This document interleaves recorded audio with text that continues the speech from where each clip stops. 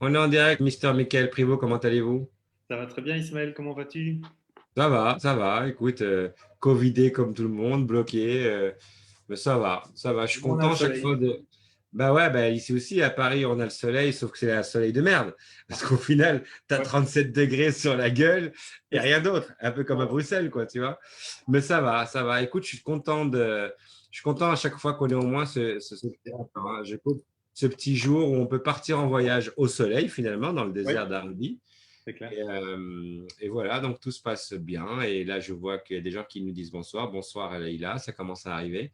Alors, on avait laissé notre ami Mohamed la dernière fois au retour de Uhud, petite humiliation, grosse humiliation en fait. Pour ceux qui suivaient pas, pour les élèves du fond là. Donc, il est monté, il a été à Uhud, cette espèce de mont, on va l'appeler une montagne pour comprendre, mais c'est plus un mont.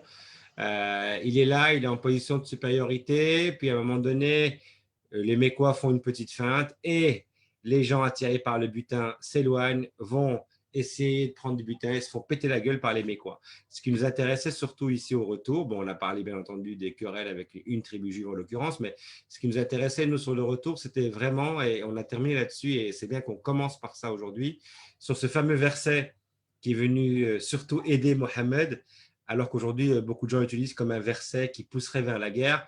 Mohammed a eu un verset qui, en fait, comme il devait se justifier de tous les morts qu'il avait eu là-bas à Uhud, alors qu'il avait promis des victoires, ben, il a eu cette espèce de verset, enfin cette espèce, il a eu ce verset qui disait que ceux qui sont morts sur le chemin de Dieu ne sont pas morts, mais sont bien vivants auprès de lui. Ouais. Piètre consolation, comme on dit, pour des gens qui ont perdu leur enfant. Alors, voilà, Mohamed a gagné, Mohamed a perdu, Mohamed, alors ça aussi, avant d'aller plus loin, important de le resignaler, il gagne, on fait alliance avec lui et son Dieu, il perd, on dégage et on nous l'oublie, lui et son Dieu. Donc ça, c'est Exactement. quelque chose de très important, je pense, que j'aimerais souligner avant qu'on commence la réunion, c'est, voilà, il n'y a pas d'apostat, ça n'existe pas l'apostasie au final. Les gars, ils venaient, ils prêtaient allégeance parce que ça les arrangeait. Ouais. Et au moment où ça les arrangeait plus, ils partaient. Et tout le monde s'en foutait, ça ne changeait strictement rien. Quelques insultes à gauche et à droite dans le Coran, mais rien de plus que ça. Oui. Oui, oui, effectivement, et ça, on le répétera probablement encore dans les fois suivantes. Après, voilà, il suffisait pas de dire ah ben, je pars. Il y avait quand même, c'est une société, comme on a dit, qui avait quand même aussi ses rites et ses pratiques. Et donc, quand on quittait l'alliance avec une tribu, un clan, une tribu et son dieu, ou une confédération et son dieu, dans le cas de Mohamed, il fallait quand même venir le dire en place publique et dire voilà, nous rompons l'alliance. Et il y avait un temps pour que chacun reprenne ses billes et retourne dans ses pénates. Oui, oui, Euh, c'était codifié, mais ce que je C'était veux dire, codifié. Voilà. rien de grave, on Oui, n'est non, il y pas avait, dans de l'excommunion ou quoi que ce non, soit, il n'y a rien non, de non. grave, quoi. L'apostasie était quelque chose qui n'existait pas dans cette société, hein. C'est un concept qu'on a développé par la suite et on l'a replaqué sur la situation de Mohamed. Mais dans ce cas-là, c'était une rupture d'alliance et chacun retournait chez lui. Après, comme tu dis, on avait une façon codifiée de le faire, mais il n'y avait pas de conséquences de ce point de vue-là. Et donc, vouloir à nouveau parler aujourd'hui d'apostasie comme on le voit, etc., c'est complètement inapproprié par rapport à la période de Mohamed, puisque Voilà. que les gens croyaient, c'était peu importé. On voyait qu'il y avait pas mal de fluidité dans les tribus, par exemple. Il y a pas mal de rapports à nouveau, même dans la tradition la plus, on va dire, la plus traditionnelle, hein, la plus véridique, si on peut dire, que les gens à Médine, par exemple, il y avait une tradition que il y avait au moins un fils qui deviennent, dans les tribus païennes, qui deviennent juifs, qui se convertissent au judaïsme, par exemple. Ça ne changeait rien aux relations tribales. Donc, la personne ne changeait pas d'ethnicité, qui restait partie de la tribu, mais on faisait ça parce qu'on, paraît-il, on estimait que ça porterait chance ou que voilà, c'était d'être bien vu. Et donc, quand certains sont passés disciples de Mohammed, ça n'a pas posé plus de problèmes que ça. Il n'y en avait pas de problème non plus à passer au christianisme. Et on pouvait changer, voilà, parce que c'était une question d'alliance à un moment donné, d'intérêt personnel qui pouvait être compris. Ce n'était pas ce que les gens croyaient, comme dans leur fort intérieur, finalement, ça importait peu. J'ai presque envie de dire, c'était le bon temps de la liberté de foi. On pourrait presque dire ça, ouais, en quelque sorte. On pourrait presque dire ça. Et donc, mon cher Ouais. Michael, voilà, ils se sont fait défoncer la gueule à Uhud. Oui. Qu'est-ce qui se passe maintenant? Alors, voilà. Donc, et on rappelle que Mohamed avait été laissé pour mort sur le champ de bataille, ce qui avait arrêté les hostilités en quelque sorte, puisque lui avait couru qu'il y était resté. Et donc, le chef de la Mecque, Abu Sufyan, s'est dit bon, bah, ça va, on leur a remis une correction on va dire, assez va-nu-pied qui est en train de nous poser des problèmes. L'honneur est rétabli et donc lui, il ne poursuit pas son avantage et il plie bagage avec ses troupes et retourne vers la Mecque en se disant ah bah finalement la bonne affaire, match nul, hein, on va dire ça comme ça. Bon, alors ce qui se passe c'est que Mohamed, bah oui, il va rentrer et n'est pas en situation particulièrement forte, Glorieuse. glorieuse, hein, puisque tu as dit, il y a aussi tous les parents des jeunes Médinois qui se sont fait massacrer, qui sont sur son dos et qu'il faut un petit peu calmer. Et donc, Mohamed, ayant le sens politique, on va dire, va réussir à le temps de rebondir, va en quelque sorte profiter du contexte pour faire une mise au pas en interne dans l'oasis de Médine. Et on revient au sujet qu'on avait déjà un petit peu traité la fois dernière. On avait rappelé qu'il y avait plusieurs tribus d'Arabes judaïsés. Une première s'était fait déjà éjecter, celle qui contrôlait le marché central. Et là, Mohamed va mettre la pression sur une deuxième tribu, celle qu'on appelle des Banu Nadir, et qui était des armuriers, des paysans. Hein, ils cultivaient des terres aussi au sud-est de l'oasis de Médine. Et donc, le prétexte que Mohamed va prendre pour leur chercher des poux, c'est qu'on se rappelle que dans ce fameux pacte de Médine qu'il avait mis sur pied quand il était arrivé dans l'oasis, il y avait comme on va dire, matérialisation de l'alliance entre les différentes tribus de l'oasis, le fait de payer une sorte de tribut ou un impôt ou une cotisation, on va dire plutôt ça comme ça, à l'effort de guerre. C'est-à-dire que chaque tribu, chaque clan payait au trésor, on va dire, de l'oasis pour assurer les achats d'armes, les achats du matériel nécessaire au départ pour se défendre. Et donc, les Banu Nadir auraient supposément rechigné et à payer la nafakra. Ils n'étaient pas les seuls, hein, c'était le nom de cette contribution. Et donc, ça avait valeur de rupture d'alliance, puisque c'était un des éléments clés de l'alliance. C'était on se respecte et on contribue tous au pot commun pour se défendre. Et Tu ne donc, payes pas l'assurance, le contrat est radié, tu n'es plus assuré. c'est plus assuré, exactement. Donc c'était une cause de divorce, on va dire ça comme ça.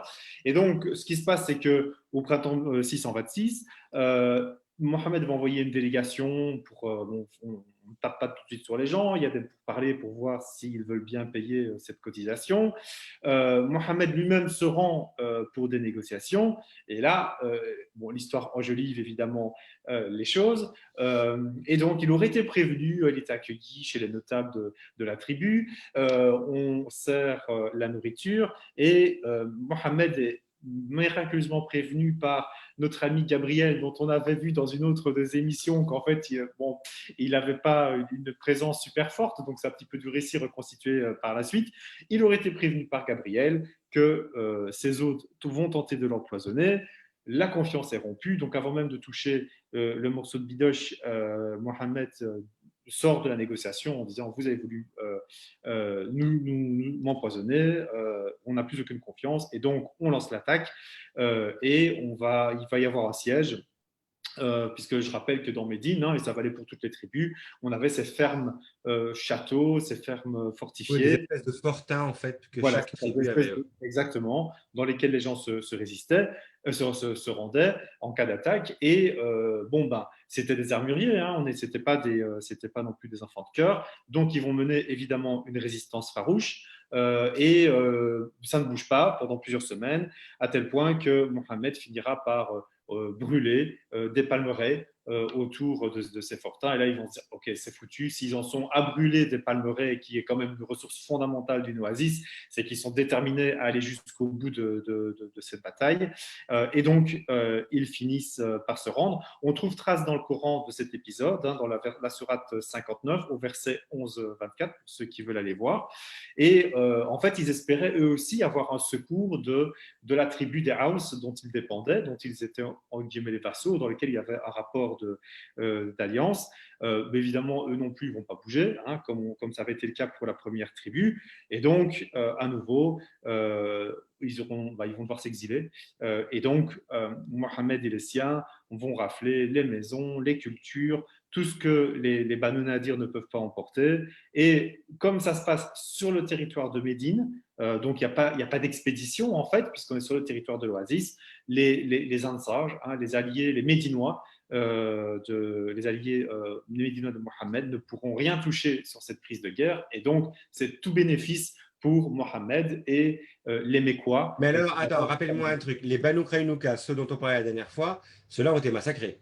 Non, ceux-là, ils ont été en exil. C'est les C'est Banu ceux-ci. Qurayza qu'on va voir plus tard. Voilà. Voilà. Donc, Ça, même c'est ceux-ci l'exil. maintenant, les Banu Nadir, même C'est ceux-là aussi n'ont pas été massacrés. Non, ils n'ont pas été massacrés. C'est aussi l'exil et la confiscation de tous les biens qu'ils ne peuvent pas mettre sur leurs chameaux et sur leurs chevaux. Et donc, évidemment, c'est important. Il y a des tas d'armes qu'ils ne pourront pas entreprendre qui vont être saisies, les terres, les maisons. Et donc, fatalement, pour les émigrés mécois qui ont rejoint Mohammed, bah, c'est tout bénéfice parce qu'ils se retrouvent là, du coup, avec de quoi se réinstaller, de quoi Alors, devenir. je ressouligne un truc très important. Je sais que j'insiste chaque fois là-dessus, mais je pense qu'on n'insistera jamais assez, toi et moi. Rupture tribale, aucun Oui, rapport avec une quelconque différence de religion, de foi, de quoi que ce soit. oui, Rupture tribale, la religion n'a pas lieu de citer, n'a pas lieu d'être. oui. Il y a une rupture tribale, il y a une espèce de raison, qu'elle soit vraie ou fausse, là n'est pas la question. Il y a une raison tribale, de trahison Oui. tribale ou quoi que ce soit qui est invoqué. Et ce sont des tribus qui se battent entre elles, des clans plutôt qui se Oui. battent entre eux. Et ce n'est pas des musulmans face à des juifs. Non, exactement. Et ça, c'est vraiment important de le signaler. C'est des gens qui sont dans l'alliance avec Mohammed. Et dans cette alliance, on a des gens qui sont disciples de Mohammed, en faisant une erreur historique, mais qualifiés de musulmans, même s'ils ne le sont pas Ouais. encore. On a des gens qui sont païens, qui sont encore dans l'alliance, et qui se battent contre une tribu qui, elle, a rompu l'alliance politique et qui se fait est majoritairement de confession juive. Voilà. Donc, on n'est pas Alors, ce qui nous intéresse, si on avance un petit peu, c'est que grâce à ça, il a les poches bien remplies maintenant. Donc voilà, en tout cas, ça lui permet de donner à manger à ses disciples émigrés de Mécois. Voilà. Donc il Et devient peut-être même être prêt à aller faire une petite nouvelle bataille. Oui, Et exactement. Et donc, mais ce qui est intéressant, c'est que pour le coup aussi, on a le Coran qui passe derrière pour venir justifier ce qui est en train de se passer en disant à ces tribus de Yahoud, pour utiliser le terme coranique, bah, au fond, vous l'avez bien cherché, vous avez rompu l'alliance. Donc, c'est à nouveau la justification coranique a posteriori qui vient dire bah, c'est un châtiment divin, arrêtez de faire les malins, grosso modo. Et donc, ça arrange bien les affaires de tout le monde. Alors, après ça, bon, bah, finalement, bah, ça le met un petit peu bien. C'est pas encore, on va dire, le summum en matière de bénéfices et de confort matériel, mais en tout cas, il a pu récupérer un petit peu d'énergie et de biens pour permettre de mener les campagnes suivantes. Et donc, ce qui est intéressant, c'est qu'on avait laissé après Uhud finalement match nul. Et donc, ça continue, hein, les émissaires entre la Mecque et Médine, hein, ils se parlent tout le temps, en fait, avec les gens qui font les voyages de l'un à l'autre. Et donc, il y a un petit peu le truc de dire, ah bah finalement, je suis toujours vivant en tant que Mohammed, revanche. Hein, et donc, ils se donnent rendez-vous à Badr une deuxième fois pour, on va dire, faire le match final et mettre tout le monde à savoir qui est vraiment le vainqueur, puisque pour le moment, c'est match nul 1-1. Et donc, après cet épisode, vers la fin du printemps 626, toujours, chacun va se rassembler à Badr, l'armée de Mohammed, l'armée de la Mecque dirigée par Abu Sufyan. Et en fait, on a l'impression qu'on est vraiment dans le show. Ils se sont promis pour des affaires d'honneur à nouveau de se dire qu'on va aller au clash final. Mais en fait, ils sont chacun sur leur colline. Ils s'observent pendant une semaine, pas de combat, et rien ne se passe. Et puis après une semaine, chacun rentre chez soi. L'avantage est que… je souligne, excuse-moi, je t'arrête exprès, je souligne, Oui, on le répétera, mais à mon avis, ad vitam aeternam, nous vous rappelons à toutes et à tous que la vie était hyper importante pour eux, oui, hyper importante pour eux. Donc, leur but n'était pas de s'entretuer. On était franchement là dans une bataille spectacle. oui, C'était je te montre mes armes, tu me montres les tiennes, je bande le bras, je bande le muscle, tu bandes le muscle, mais ils n'avaient aucun intérêt à s'entretuer pour exact. plusieurs raisons. La Oui, première, qui est beaucoup plus, qui est triviale, c'est la vie est importante pour eux oui, et il faut survivre. Et il y a une deuxième que tout le monde oublie, c'est allié à Mohammed ou pas allié à Mohammed, dans les deux camps, il y avait des familles, oui, en fait. il y a des gens à la Mecque qui sont de la famille de ceux qui ont rallié Mohammed, qui sont avec lui à Médine. Oui, Ce n'étaient pas non plus des grandes villes, c'était oui, des petits endroits où tout le monde se connaissait. Et finalement, on se retrouvait avec des pères ou des mères dans comme le des côté fils. gauche, Ouais, des fils qui étaient dans le côté droit. Donc, au final, ils n'avaient pas de réel non. intérêt à aller vraiment jusqu'à la mort. Oui, ouais, exactement. Et en plus, ils avaient d'autres intérêts, c'est-à-dire que Mohamed, lui, de son côté, il avait tout intérêt à ne pas épuiser ses troupes dans une bataille pour le show et pour la gloriole. Donc ça, c'est une chose. Et Abu Sufyan, d'après, alors c'est comme l'histoire va se dérouler, manifestement avait des plans un peu plus importants derrière la tête, et donc lui aussi n'a pas, et on va y venir, n'avait pas intérêt à aller jeter ses troupes dans une bataille incertaine. Et donc, chacun a tenu son honneur, personne ne s'est dédié, mais on garde ses forces pour la suite. Et Pour la comme on prochaine fois. fait, ce que la Mecque est en train d'essayer de faire, c'est d'essayer de préparer alors une très grosse expédition pour aller encercler Médine, retourner donc à Médine cette fois-ci, avec une coalition qui reprendrait finalement toutes les tribus du Hejaz, à qui Mohammed a cassé les pieds en faisant des razzias à gauche, à droite, et qui se mettraient ensemble pour aller lui régler son compte une fois pour Et toutes. là, le but est d'en finir une fois pour toutes. Exactement. Et donc ça, c'est beaucoup plus important pour Abu Sufyan parce qu'il sait qu'il est en train d'essayer de mettre sur pied une coalition. Il va venir avec des milliers d'hommes et donc ça met toutes les chances de son côté. Alors, ce qui se fait, c'est que, et on le voit, on avait parlé des fameuses oasis de Haïbaj qui étaient peuplées par des tribus essentiellement judaïsées. On en avait parlé la fois dernière, plus au nord. Donc c'était jusque-là que c'était vraiment tout un arc de tribus que Abu Sufyan, la Mecque, essayait de ramener. Alors, évidemment, comme on est dans une tribu arabe et dans le désert et que les bruits circulent sur toutes les pistes, quand on essaye de faire une coalition aussi large, il est évident que ça ne peut rester longtemps un plan ultra secret. Et donc, il y a des fuites. Ça se rapprend à Médine que l'attaque se prépare. Et du coup, même s'ils sont au courant, c'est la panique à Médine, qui n'ont pas l'habitude d'incursions ou d'attaques aussi considérables. Et donc, ça fragilise à nouveau Mohamed parce que là, les Médinois lui disent écoute, c'est bien, on t'a quand même suivi, mais là, ça commence à vraiment puer l'oignon. Et on a alors tout un épisode qui va commencer à se développer, qui est très intéressant parce que autant on avait vu nos amis, les Nestoriens, à une certaine époque, écrire l'histoire et rajouter des fioritures pour faire passer la pilule auprès des chrétiens qui se convertiront plus tard. Là, Il on faut a que un les autre Perses s'y épisode. mettent aussi. Voilà, les Perses s'y Et mettent. c'est là que mon grand ami Salman le Perse intervient. Exactement. Voilà. Et donc, on a un certain Salman el-Farisi, donc Salman le Perse, qui aurait été un esclave, puis qui aurait été libéré, etc. Euh, entre dans la biographie du prophète. C'est une figure éclair. Il rentre et il sort juste pendant un petit épisode. Et il va venir conseiller à Mohammed de préparer une tranchée. Parce qu'en fait, comme on l'avait montré sur le plan, la disposition de Médine est un peu particulière. Donc, sur les deux côtés, est et ouest, on a des volcans et donc on ne s'est pas attaqué. Le sud-est, sud-ouest et sud-est est très escarpé. Ce serait le chemin le plus direct pour les Mécois, mais c'est quasi impossible de passer avec des troupes.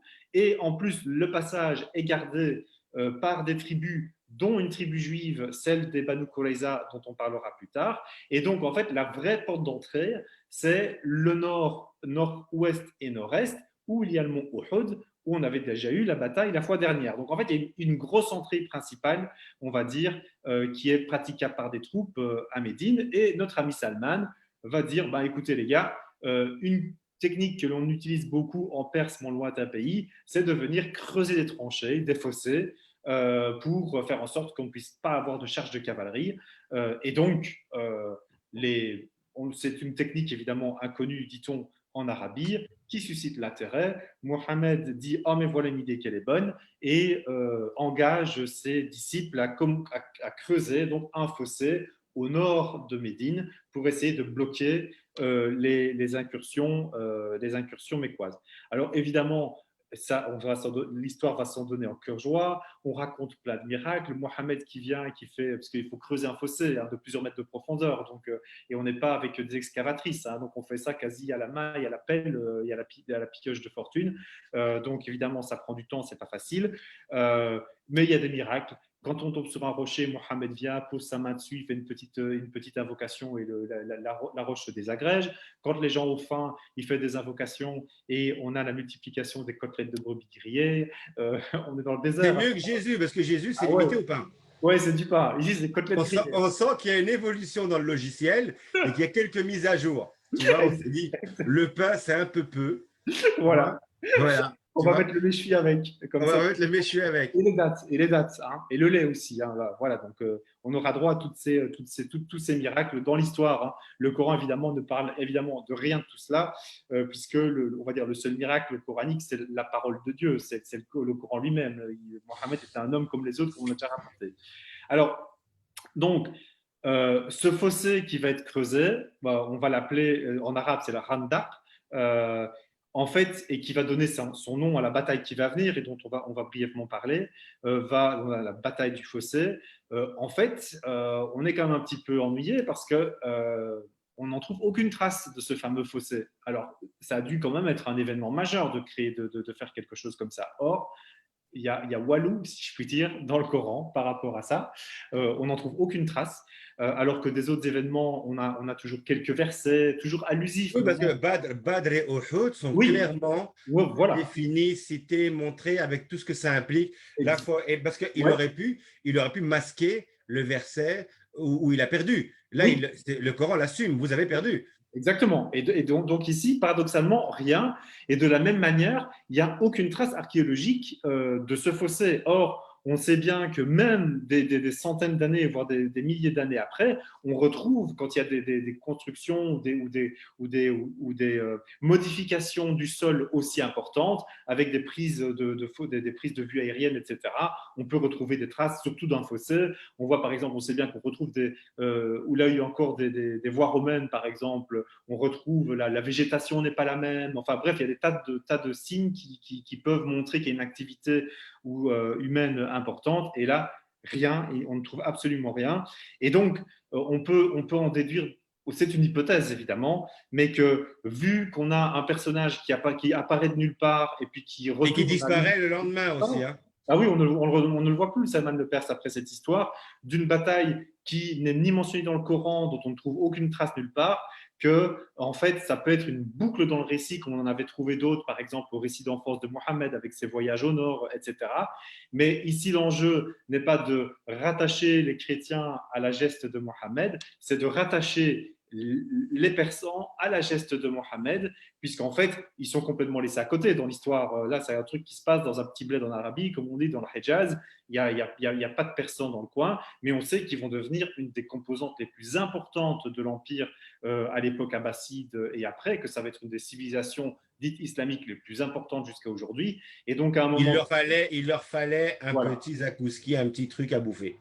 un petit truc à bouffer. Et donc, des gens comme Tabari, hein, qui est un des historiens de la Sira au 9e, 10e siècle, 9e siècle pardon, va, on va dire, écrire un récit dans lequel on voit apparaître ce Salman al-Farisi, de la même façon qu'on va voir comment il va faire en sorte que des rois légendaires de Perse, comme Khosrow, vont devenir être tout d'un coup assimilés à la prophétie de type, on va dire, de type sémitique, si je puis dire, avec Abraham, Moïse, etc. Et les Persans ont aussi, finalement, leur prophète. Et donc, on voit vraiment qu'ils tricotent un récit national, dirait-on aujourd'hui, ou un récit impérial qui permet aux Persans de se sentir part de la geste mohammedienne.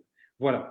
Donc, ce qui est intéressant malgré tout, c'est que voilà, là, on donne une perspective critique, historico-critique, avec les éléments dont on dispose aujourd'hui.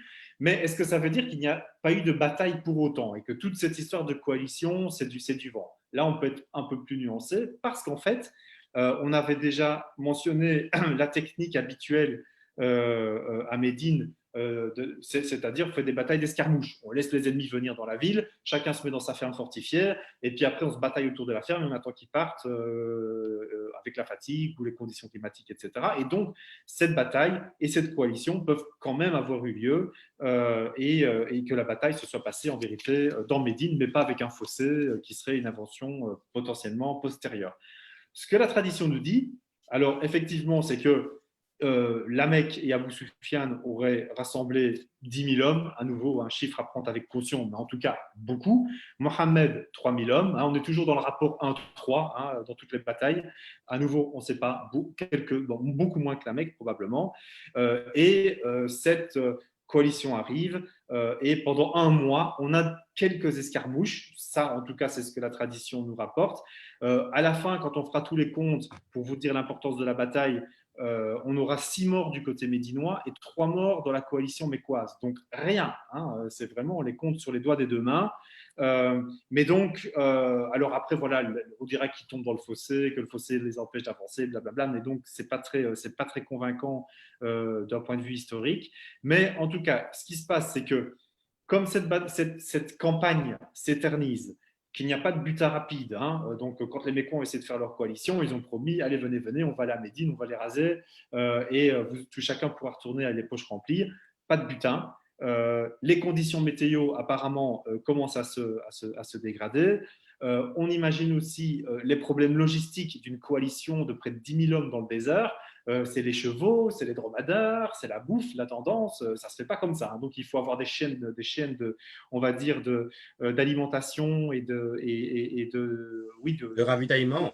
voilà, c'est ça, de ravitaillement qui sont importantes. Et donc, finalement, en un mois, cette coalition va s'effilocher.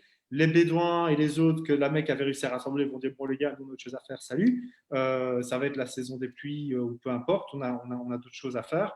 Et sans véritable bataille, finalement, la coalition part, s'effiloche, se dissout et les Mécois sont obligés de lever le camp et de retourner vers la Mecque, mais pour le coup avec une humilié.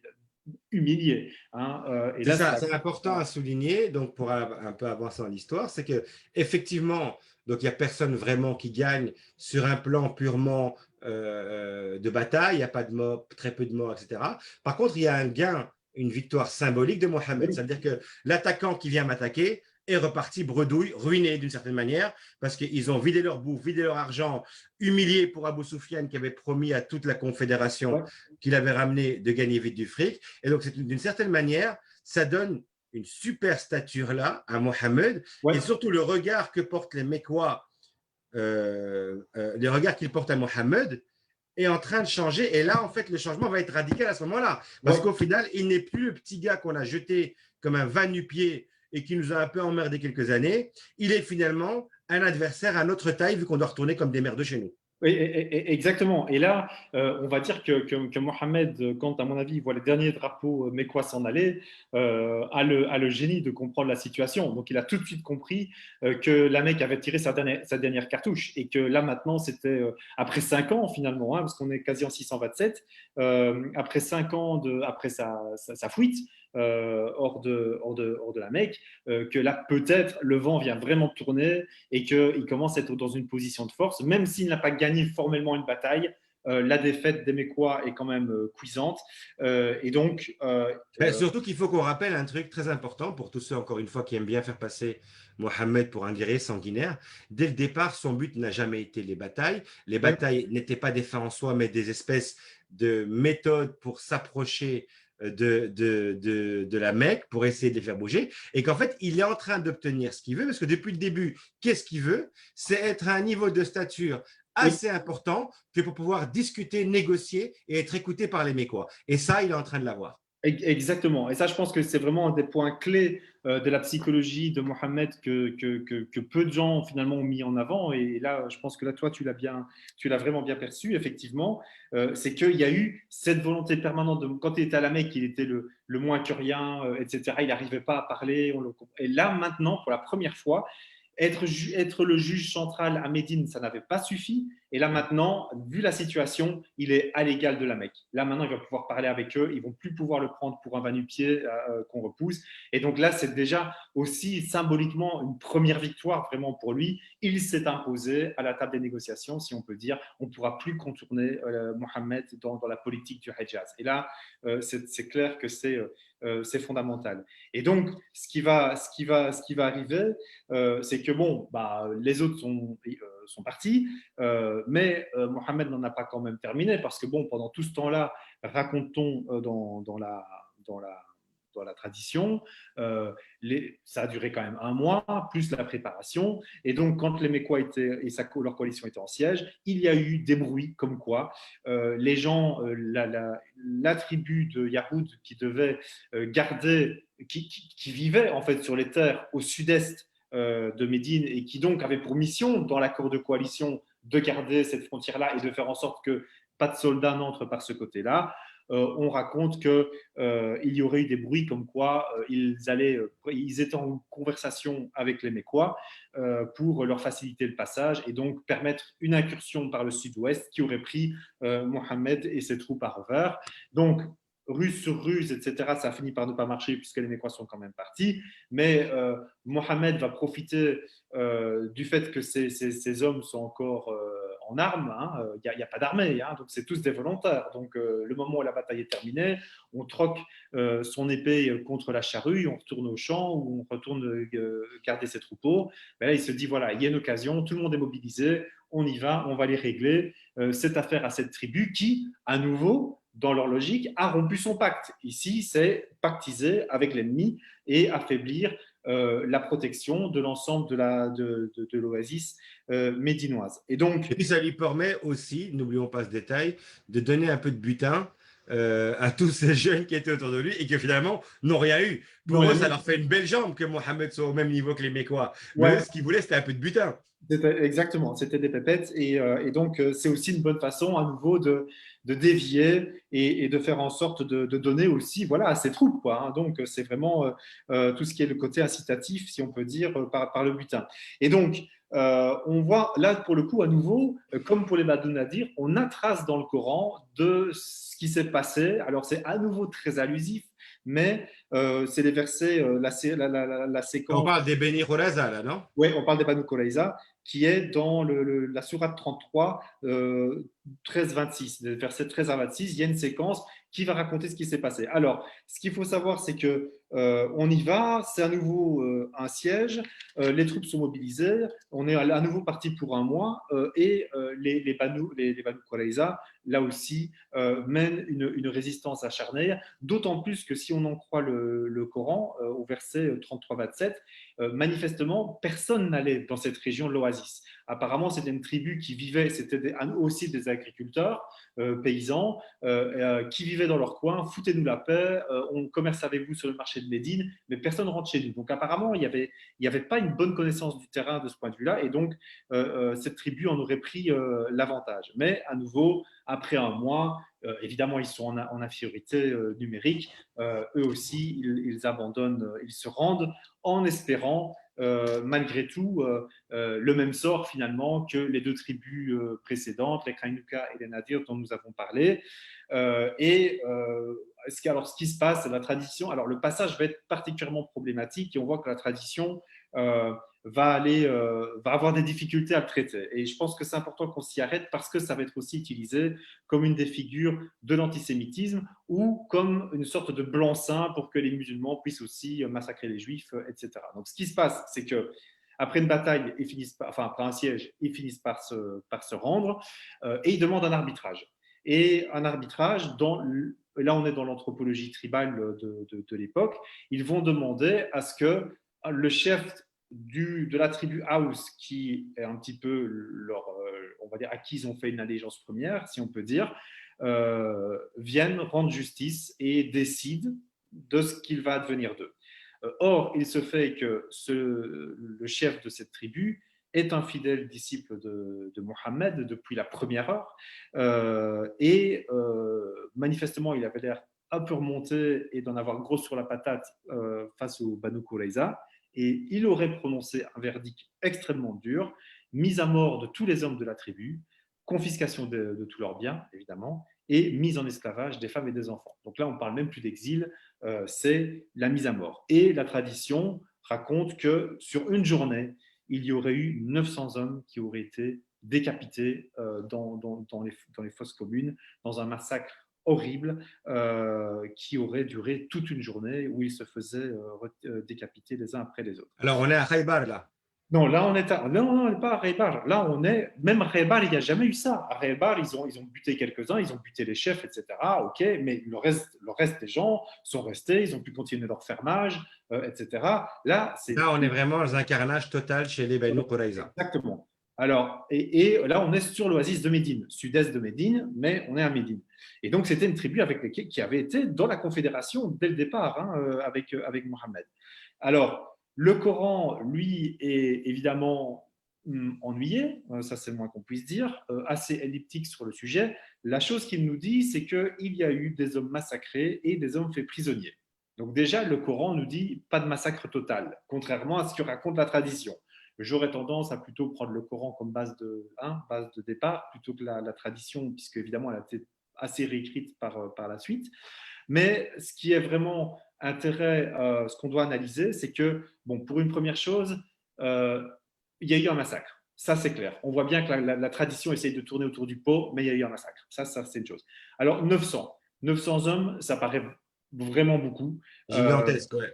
oui, parce qu'en fait, on avait une population de plus ou moins 12 000 habitants sur Médine, estimée. Donc, si on met 900 hommes, plus les femmes, plus les enfants, on arrive quasi à un groupe d'au minimum 3 000 personnes. Donc, ça fait Qui est énorme, ouais, ce qui est énorme énorme. dans une population de 12 000, surtout qu'il y avait les Banu Kainuka, les autres, etc. Donc, c'était probablement moins, mais en attendant, ça reste hyper problématique. Euh, on a beaucoup insisté sur les logiques tribales et tu rappelais ici en commençant cette émission que le plus important c'est la vie et la préservation de la vie. Or là, on a un massacre de tous les hommes.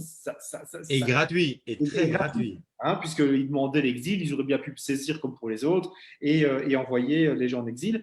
D'autant plus que, et alors il y a des gens qui se sont amusés, puisque bon, les chroniques sont assez détaillées, les chroniques des batailles. Je vous disais tout à l'heure qu'on avait 6 morts pour la Médine et 3 pour la Mecque à la bataille du soi-disant fossé.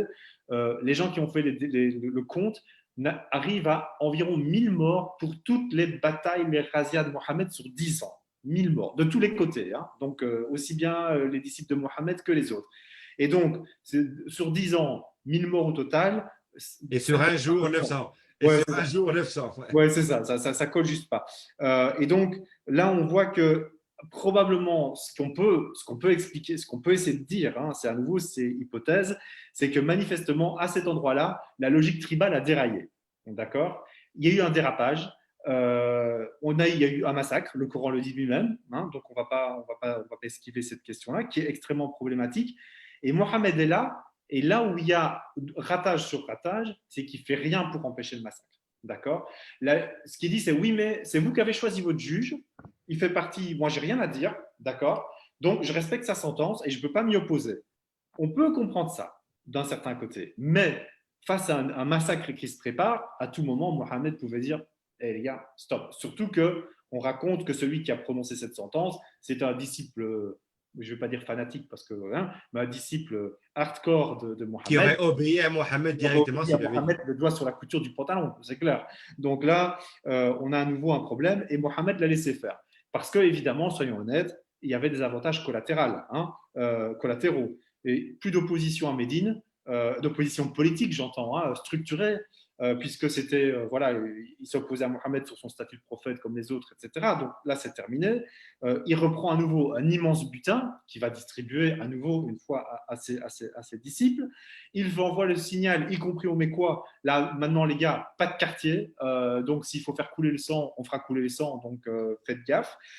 Et finalement, aussi, face à ça, on raconte que la dernière tribu, aussi de la tribu des Haus, ou le dernier clan, qui se considère encore comme païen, rallie aussi Mohammed. Et donc, finalement, il commence à y avoir une uniformisation de la population. En tout cas, ils deviennent majoritaires, ces disciples, au sein de Médine. Et donc, ce qui se passe aussi, pourquoi est-ce qu'on aurait pu arriver à une telle situation en termes politiques? Parce qu'on se rappelle que dans toutes les tribus, il y a ce que le Coran appelle les munafiq, hein, ce qu'on avait dit les hypocrites, qui sont ces gens qui ont fait alliance avec Mohammed, mais qui n'en pensent pas moins et qui essayent à tout moment de lui mettre des bâtons dans les roues, etc. Mais ces gens-là, ils sont dispersés dans les tribus. Hein. C'est un tel de tel clan, un tel de telle famille, etc. Donc très difficile d'aller les chercher un par un et de pouvoir avoir faire des rétorsions politiques, tandis qu'avec les Banu Qurayza, c'est une tribu qui s'alignent sur une position politique d'opposition. Et donc, c'est très facile d'aller contre et de les défoncer pour l'exemple, puisqu'ils ont rompu le pacte officiellement, ils ont pactisé avec l'ennemi, ils sont rassemblés sur un seul territoire, c'est un groupe homogène, et donc c'est beaucoup plus facile que d'aller chercher 2 personnes ici, 3 personnes là, et de scoltiner évidemment une opposition avec tout le monde. Là, finalement, il n'y a plus grand monde pour les défendre, malheureusement. Et donc, voilà, ça c'est un exemple qui est très problématique, où on voit que la logique tribale, et y compris Mohammed, ont laissé faire des choses, même si on ne saura jamais quel est le fin compte du nombre de morts, mais qui est problématique, parce qu'on voit que même la tradition… Alors, est-ce que finalement, il y a eu bien ce jugement qui a été fait par un homme de la tribu des Haous ou pas? Ce qu'on voit, c'est qu'il vient opportunément à point pour essayer de mettre un peu de distance ou de mettre un tampon entre Mohammed et le massacre en disant mais non, c'est pas lui, il était obligé, il n'avait pas le choix, c'est un de ses disciples qui a pris cette décision-là. Donc on voit bien que les traditionnistes qui ont raconté ça, ils sont quand même vachement kikinés aux entournures par rapport à l'image qui ne correspond pas à l'idée qu'on se fait d'un prophète proche de Dieu, ami de Dieu, et qui en même temps laisse complaisamment se faire massacrer plusieurs dizaines, centaines de personnes dans un monde où ça ne se fait pas, tout simplement. Le seul cas où il y aurait une tuerie qui a été rapportée par la tradition, c'est ce qu'on appelle les gens de Horaïn. C'était une tribu donc qui aurait visité, certaines personnes, quelques membres de cette tribu auraient visité Mohammed à Médine, et puis sur le chemin du, ils lui prêtent allégeance, et puis sur le chemin du retour, qu'est-ce qu'ils auraient fait? Ils auraient buté le chamelier de Mohammed, vraiment, il lui aurait fait sa peau, volé ses chameaux, et là on raconte que Mohammed serait rentré dans une colère noire, il les aurait fait attraper, et la tradition raconte que à titre de rétorsion, il aurait fait couper les pieds et les jambes en croix, comme on dit, on coupe la main gauche et le pied droit. Il les aurait jetés dans une fosse et fait brûler leurs yeux avec des tisons ardents à titre de punition. C'est dans la tradition, c'est des hadiths sahih, donc voilà. Tradition qui gêne aussi fortement les musulmans aux entournures, parce que ça ne raconte pas l'histoire d'un prophète bisounours, c'est sympa, mais ça a été bien lu par Daesh, par contre, puisque Daesh, on se rappelle qu'en 2015, je crois, ils avaient fait flamber dans une cage un pilote d'avion jordanien qu'ils avaient capturé, et la justification à cet acte qui avait révolté le monde entier, y compris l'immense majorité des musulmans, avait été de dire hey, les petits amis, le prophète il a fait la même chose, regardez ce qu'il a fait aux gens de Horaïn, il ne leur a pas brûlé les yeux avec des tisons et jeté, etc. En disant bah, vous voyez, nous on fait de la pédagogie prophétique en quelque sorte. Encore une fois, c'est important parce que tu as beau dire que le hadith est sahih, nous, on part du principe que le texte sur lequel on peut travailler de la manière la plus honnête, on va dire, c'est le Coran. Aucune trace de cette violence-là dans le Coran. Et même le massacre des Banu Qurayza, même massacre il y a, donc on ne va pas discuter avec ça, mais n'est pas du tout le massacre qui est montré par la traduction, loin de là. Exactement. Mais on retrouve effectivement des cas. Alors voilà, après, est-ce qu'à nouveau ce cas des gens de Horain, vrai ou pas, on ne saura probablement jamais. Mais en tout cas, la tradition porte des histoires de violence de cette nature. On verra aussi que que Mohammed n'a pas hésité à faire exécuter des poètes. Alors, on rappelle à nouveau la poésie dans ce monde, c'est comme le Netflix aujourd'hui. Et donc, les poètes avaient un rôle absolument important. Et la satire poétique passait évidemment par les poètes, la caricature, si on peut dire, de l'époque. Il a fait assassiner un poète des Banu Nadir à l'époque, qui les avait déjà un petit peu calmés. Quand il est rentré à la Mecque en 630, il a fait aussi liquider des poètes. En fait, on va dire la dissension politique, la tradition rapporte qu'il la faisait taire. Alors il faisait ça proprement, assassinat, et puis on payait le prix du sang, comme ça il n'y avait pas de vendetta, mais en attendant, les gens qui s'opposaient de manière un peu trop publique à lui, ou en tout cas au travers de la satire, là c'est évidemment important, c'est pas au travers de l'opposition tribale comme les Munafiq, etc., mais au travers de la satire qui avait évidemment un impact dévastateur, hein, puisqu'on se racontait les vers. Ah, regarde là bien bonne ce qu'il a dit, et hop, on te dézingue en poésie, ça faisait vraiment mal. À plusieurs fois, il l'a utilisé. Donc, l'image que ça Après, donne. après, on insiste aussi parce que les gens vont croire que ce gars passait son temps à tuer les poètes. Il avait le sien, Ah qu'il oui, envoyait faire de oui, la oui, bien satire sûr. aussi. Non, c'était les poètes opposants politiques qui faisaient de la Voilà. satire. La satire, Lui, trop il avait les siens qui faisaient la même chose. voilà, et il faisait la même chose contre les autres. Mais ce qui est intéressant, c'est, je mets un petit peu ça, ça fait beaucoup d'un coup, mais je pense que c'est important de voir ça parce que d'un côté, on a une histoire apologétique du côté des musulmans qui veut dire que le prophète n'a jamais rien fait, qu'il était tout gentil, que ça était un homme de paix, ce qu'il a été aussi, mais il a été aussi un homme politique qui avait son objectif d'être, on va dire, considéré par la Mecque, d'avoir ses objectifs dans la vie, de pouvoir aussi et de pouvoir retourner à la Mecque, comme on le verra dans les prochaines vidéos, et que, comme on dit en anglais, it takes what it takes, c'est-à-dire que quand il fallait faire le coup de poing, s'il fallait passer sur une tribu, s'il fallait aller attaquer quelqu'un, on le fait et il ne se retournait pas là-dessus. Donc, je veux dire, c'est pas qu'il le faisait par plaisir, mais quand il fallait prendre des décisions et que ça nécessitait la vie la vie d'une personne ou de plusieurs Il le personnes, faisait aussi. il le faisait. En fait, Voilà. c'est un homme de son temps, Un homme de avec son le temps. positif et le Exactement. négatif. Et puis, qui sommes-nous du haut de notre 21e siècle pour juger ce qui se faisait au 7e siècle? D'autant plus que les assassinats ciblés sont restés une petite mode qui existe encore aujourd'hui. Exactement. Et oui, oui, et de tous les côtés, hein. Donc, personne n'est à l'abri de ce genre de choses. Mais donc, voilà, ça fait partie de la réalité. Des belles démocraties ont commis quelques petits assassinats ciblés Et il n'y a pas si longtemps. il n'a pas si longtemps que ça. Et donc là, on est dans la réelle politique. Mohamed faisait de la réelle politique dans le monde de son temps. Et donc voilà, oui, en tant que prophète, on peut être connecté à Dieu et en même temps devoir défendre sa tartine et de faire ce qui est nécessaire. Et donc c'est intéressant et je pense qu'on est d'accord de ce point de vue, Isma, c'est que ce massacre des Banu Qurayza doit être lu dans ce cadre-là, car c'est après que l'on va voir, et là je vais juste terminer là-dessus, comment l'antisémitisme après va effectivement se développer. Je veux citer par exemple un exemple qu'on a trouvé dans nos recherches.